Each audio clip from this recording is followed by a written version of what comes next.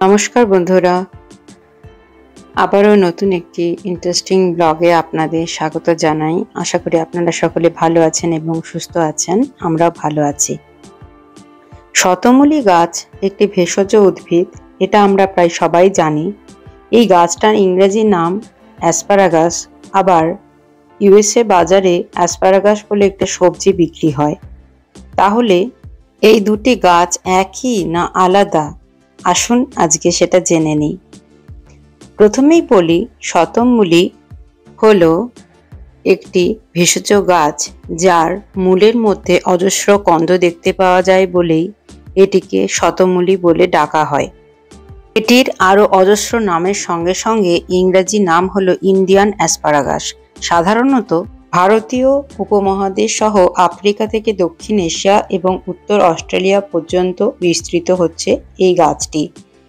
এই গাছটি সাধারণত 4 মিটার পর্যন্ত লম্বা হয় আর এর মাটির নিচে কন্দযুক্ত শিকড় থাকে আর এর কাণ্ডের মধ্যে সূক্ষ্ম সূক্ষ্ম কাঁটা থাকে ও সাদা রঙের ফুল ফোটে ছোট ছোট।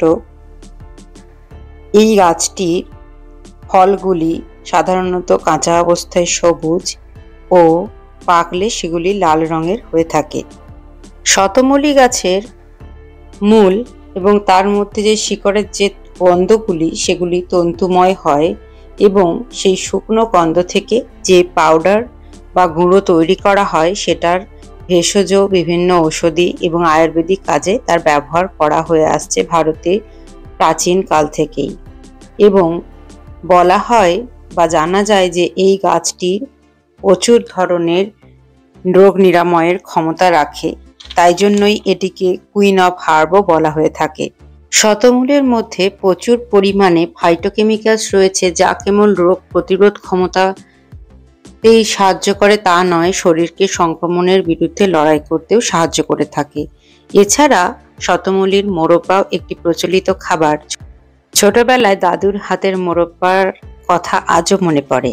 এবার আসি ইউএসএতে এসে অ্যাসপারাগাস বলে যে সবজিটি আমি বাজারে বিক্রি হতে দেখেছি তার কথাতে। আসলে অ্যাসপারাগাস এই রকমের ডাঁটির মতো একটি সবজি গুচ্ছাকারে বান্ডিল করে বাজারে বিক্রি হয়।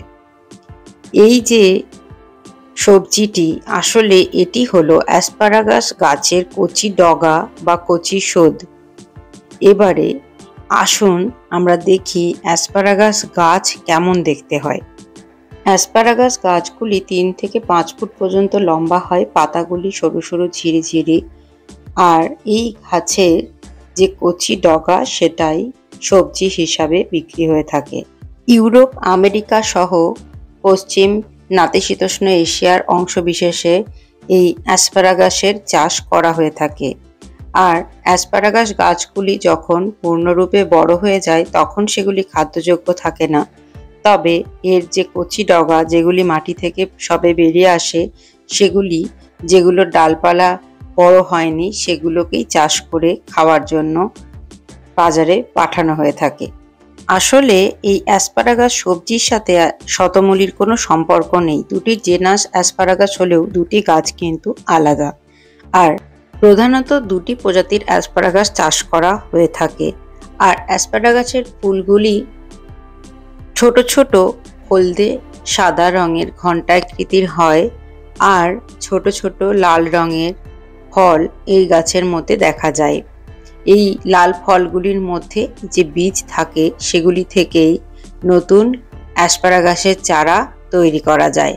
অ্যাসপারাগাস সবজিটি সাধারণত বয়েল করে বা ফ্রাই করে কন্টিনেন্টাল কুইজিনের মধ্যে খাওয়া হয়ে থাকে। তাছাড়াও নানানভাবে এই সবজিটি খাওয়া হয়। আমরা যখন বাজার থেকে অ্যাসপারাগাস ইউএসএতে কিনে এনেছিলাম তখন আমরা ভায়োলেট অ্যাসপারাগাসটাই কিনেছিলাম। এছাড়াও সাদা অ্যাসপারাগাসও পাওয়া যায় এবং আমরা ইন্ডিয়ান কুইজিন হিসাবে এটা খেয়ে দেখেছিলাম। এই অ্যাসপারাগাস সবজিটিরও নানান ধরনের উপকারী গুণাগুণ রয়েছে এবং এই জন্যই এটি বিপুল পরিমাণেই খাদ্যের মধ্যে সারা পৃথিবীতে বিভিন্ন কুইজিনে দেখতে পাওয়া যায়।